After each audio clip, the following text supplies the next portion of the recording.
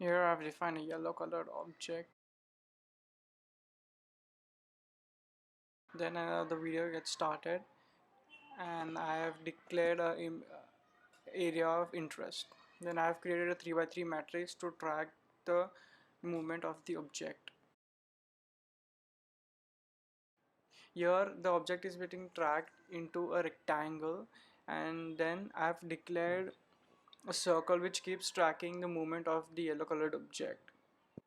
The colored object is getting traced into the coordinate systems, hence we can compare it with the 3 by 3 matrix and we can tell with where the robot is going to move.